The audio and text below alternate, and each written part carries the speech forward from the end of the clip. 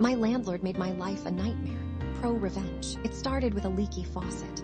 Annoying, sure, but nothing earth-shattering. I just moved into a sweet little one-bedroom in Prospect Heights, Brooklyn. The rent was a little high, but the neighborhood was perfect, close to the park, great restaurants, and a real sense of community. Mr. Henderson, the landlord, seemed like a decent guy. Older, a little gruff, but he assured me he was always available if I needed anything.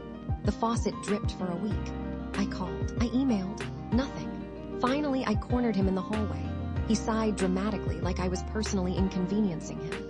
All right, he said, I'll send Mark up. Mark, the building super, was a lifesaver. Friendly, efficient, and clearly overworked.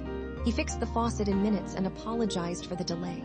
Mr. Henderson's been preoccupied lately, he mumbled, wiping his brow. That was the first crack in the facade. Then came the cockroaches. I'm not talking about a stray bug here and there. We're talking a full-blown infestation. I'm a clean person. I keep my apartment spotless. It was mortifying. Other tenants whispered about it in the hallways, assuming I was the source. Again, I contacted Henderson. This time, he didn't even bother responding.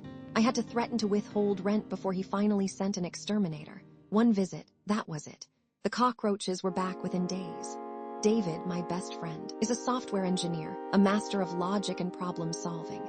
He came over, armed with caulk, steel wool, and a grim determination. We spent an entire weekend sealing every crack and crevice in my apartment. It helped, but it didn't solve the problem. They were coming from somewhere else. The rent increases started subtly. $50 here, $75 there.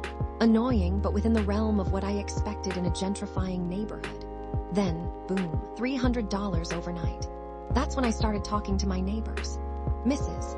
Rodriguez, a sweet elderly woman who'd lived in the building for 40 years, told me her rent had doubled in the last 2 years. A young couple on the 3rd floor was facing a similar situation. We started meeting in my apartment, hushed conversations fueled by cheap wine and growing anger. That's how the tenant association was born. We drafted a letter outlining our concerns and demanding a meeting with Henderson. His response was a classic. He agreed to meet, then no-showed. Twice.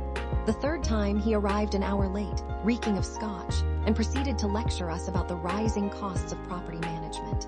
He offered no solutions, no compromises, just a condescending smirk and a reminder that he could raise the rent as much as he damn well pleased.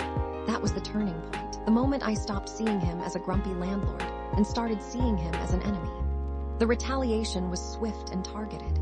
First, it was the frivolous eviction notices.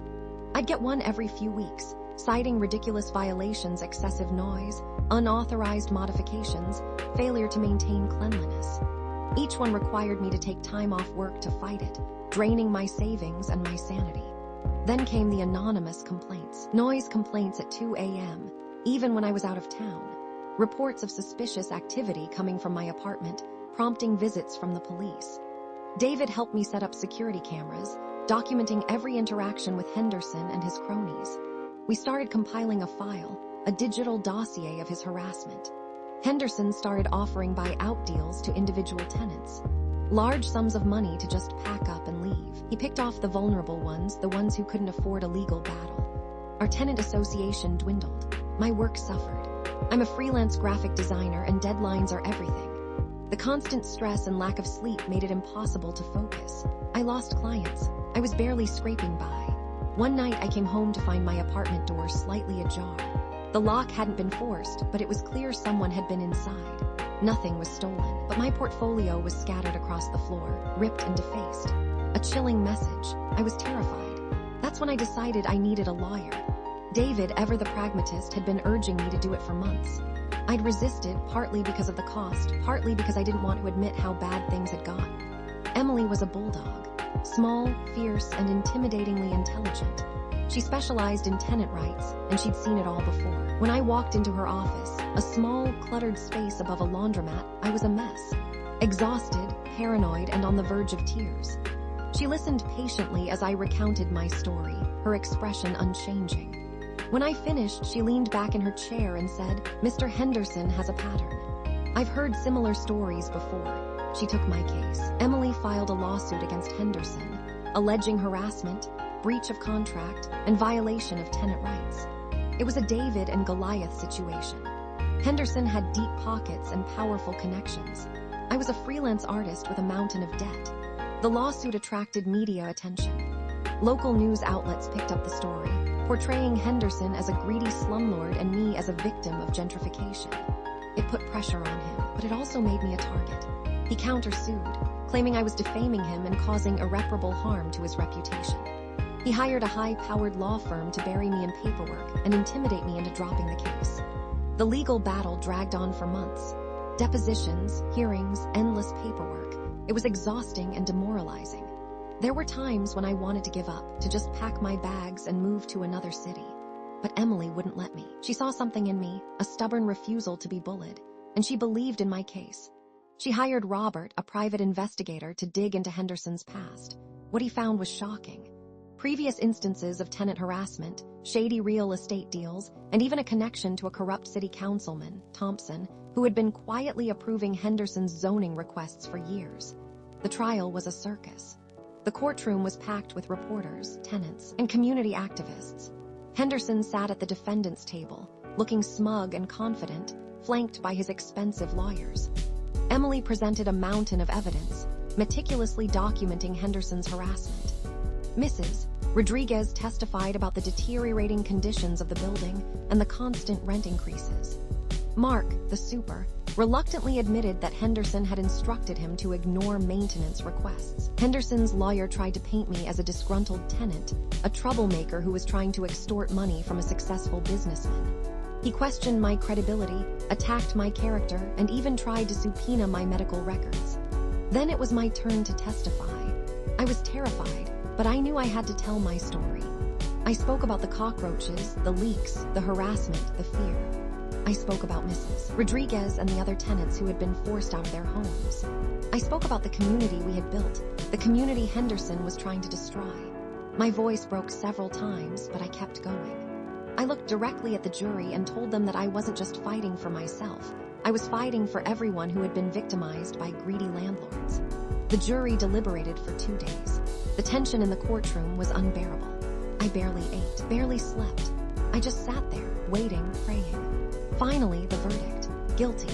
Henderson was found liable for harassment, breach of contract, and violation of tenant rights. He was ordered to pay substantial damages to me and the other affected tenants.